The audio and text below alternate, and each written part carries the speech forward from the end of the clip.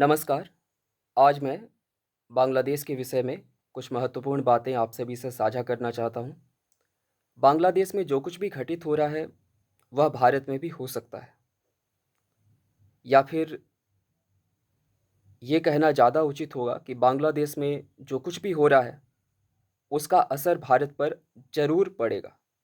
इसीलिए हमें कड़ी निगाह रखनी चाहिए और बांग्लादेश के अनुभवों से सीखना चाहिए, ताकि जो बांग्लादेश में आज अराजकता है, वह भारत में कभी ना हो।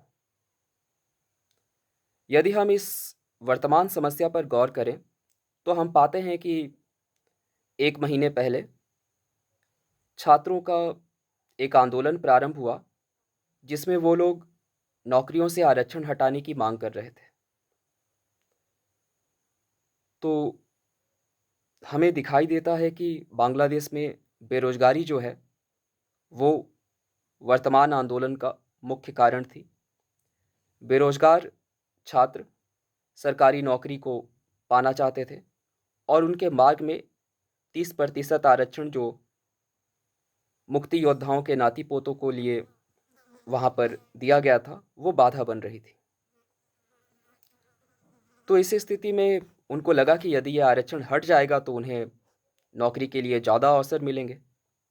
और जब किसी एक पीढ़ी को नौकरी मिल जाती है, जिन्होंने बांग्लादेश की आज़ादी के लिए लड़ाई लड़ी, कुर्बानियाँ दी, माना जा सकता है कि उनके ऊपर ढेर सारे संकट आए, आर्थिक, सामाजिक कुछ क्षति भी हुई। तो उसकी क्षतिपूर्ति के रूप में यदि एक पीढ़ी को नौकरी मिल गई, उनके बाल बच्चों को नौकरी मिल गई, आश्रितों को मिल गई, तो परिवार के हालात सुधर जाते हैं और नाती पोतों को उसके बाद उसका लाभ देने का कोई औचित्य बनता नहीं है।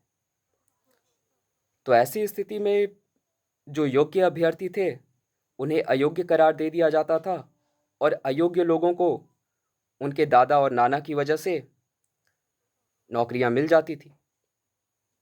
तो ये जो असमानता का आचरण सरकार कर रही थी, उसकी वजह से हालात खराब हुए और आंदोलनकारियों के वंशजों को विशेषाधिकार या विशेष सुविधाएं या फिर नौकरियों में इस तरह का आरक्षण देने की मांग हमारे देश में भी बहुत सारे लोग उठा रहे हैं। तो उन्हें भी देखना चाहिए कि जब लिमिट क्रॉस करके हद से ज़्यादा चीज़ें मांगी जाती है, तो उसका क्या परिणाम होता है। आंदोलनकारियों के वंशजों के लिए नौकरियों के चक्कर में आंदोलन का ये हाल हुआ है कि शेख मुजीबुर रहमान, जो कि इस आंदोलन के सबसे बड़े नेता थे, जिन्होंने बांग्लादेश की आज़ादी की लड़ाई में अग्रणी नेतृत्वकर्ता की भूमिका निभाई, उनकी मूर्ति को ढा दिया गया बुलडोजर से। तो बांग्लादेश की आज़ादी की लड़ाई लड़ने वालों के प्रति देश की जनता में ये सम्मान बचा है कि वो बुलडोजर लाकर उसकी मूर्ति तोड़ रहे हैं। इससे ज़्यादा दुर्भाग्यपूर्ण और क्या हो सकता है। तो ऐसे में भारत में जो इस तरह की मांग हो रही है, उनको भी इस विषय में सोचना चाहिए कि वहाँ पर जो परिणाम प्राप्त हुआ, ज़रूरत से ज़्यादा चीज़ें मांगने का, वो भारत में भी हो सकता है। इसलिए संयम के साथ ही आंदोलनकारियों के कार्यों के वंशजों को भारत में अपनी मांग रखनी चाहिए। इसके अतिरिक्त आंदोलनों के प्रति जो सरकार का रवैया है, वो देश की दुर्गति करवा सकता है। ये भी बांग्लादेश के प्रकरण में हमें देखने को मिला। जब छात्रों ने आंदोलन किया, तो उनसे बात की जानी चाहिए थी, उनकी समस्याओं को समझने की कोशिश होनी चाहिए थी, उनके लिए अच्छे रोजगार की व्यवस्था होनी चाहिए थी। सरकारी नौकरी के पीछे लोग क्यों भागते हैं? क्योंकि उसमें नौकरी सुरक्षित रहती है, आपका शोषण नहीं होता है, आपको अच्छी सैलरी मिलती है, आपको अच्छी कार्य करने की स्थितियां मिलती है, आपको अन्य दूसरे लाभ मिलते हैं, जैसे स्वास्थ्य सुविधाएं मिलती है, आवासीय सुविधाएं मिलती है, आपके काम के घंटे निर्धारित होते हैं, आपका बहुत अधिक शोषण नहीं होता है, आपको अपने परिवार के साथ बिताने के लिए समय मिलता है। प्राइवेट नौकरियों में तो लोग आपको समय ही नहीं देते हैं, 15-15, 16-16 घंटे तक काम करवाया जाता है। यही वास्तविकता है, कानून भले ही जो हो। तो ऐसे में जब बच्चे अपनी बेहतर ज़िंदगी के लिए कोई मांग लेकर आए सरकार के सामने, तो सरकार को लगा कि हमारे पास पुलिस है, कुचल दो। और ये नीति जो बांग्लादेश में थी ना, वो सिर्फ बांग्लादेश की नहीं है। ये कुचल दो वाली नीति हमारे यहाँ भी है। और जब ये कुचल दो नीति अति पर पहुंच जाती है तो प्रधानमंत्री को देश छोड़कर भागना पड़ा वहां पर। वैसी कुछ घटनाएं यहाँ भी हो सकती हैं। हमें सावधान रहना चाहिए। और जो शासन पर बैठे हुए लोग हैं, सत्ताधारी दल के नेता, उन्हें बार बार पुलिस का प्रयोग करना, लाठीचार्ज करवाना,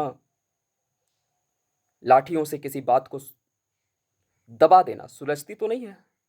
कभी भी किसी आंदोलन को यदि लाठीचार्ज के माध्यम से दबाने की कोशिश की जाती है तो उसे कितने समय तक दबाया जा सकता है।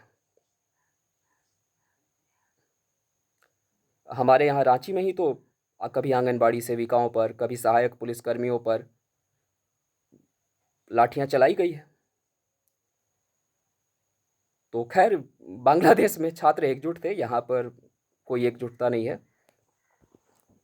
यहाँ पर एक बार जाके आंगनबाड़ी सेविकाएं लाठी खाती है, एक बार सहायक पुलिसकर्मी लाठी खाते हैं, दोनों मिलके कभी नहीं आते हैं, अन्य लोगों को भी नहीं जोड़ते हैं। सब अकेले अकेले अकेले अकेले आंदोलन करते हैं और उनका आंदोलन अकेले अकेले अकेले अकेले लाठी खाते हैं समाप्त हो जाता है।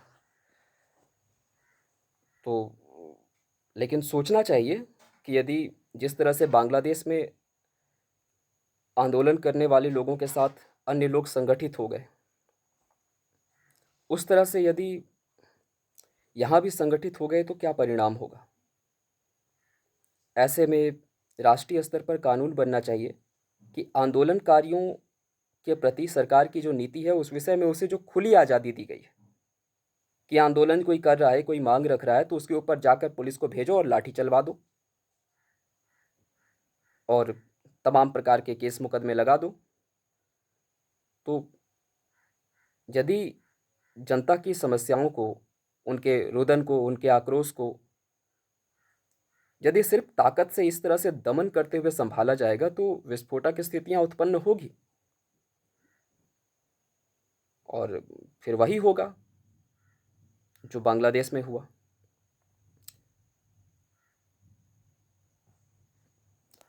इसलिए हमें सावधान हो जाना चाहिए और यह प्रयास करना चाहिए कि बांग्लादेश में जिस तरह से आंदोलन के प्रति सरकार ने रवैया रखा, वैसा रवैया हमारे यहाँ रखने की जो नीति आज प्रचलित है वह रुक जाए और इस तरह की स्थिति आना बिल्कुल भी किसी भी दृष्टि से अच्छी नहीं कही जा सकती है।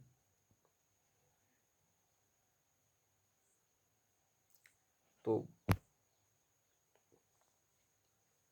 और भी ढेर सारी बातें बची हुई है और फ़िलहाल तो मैं इस वीडियो को फिर से देखने जा रहा हूँ ताकि कुछ चीज़ें हटा दूँ जो कि मुझे मुसीबत में डाल सकती है।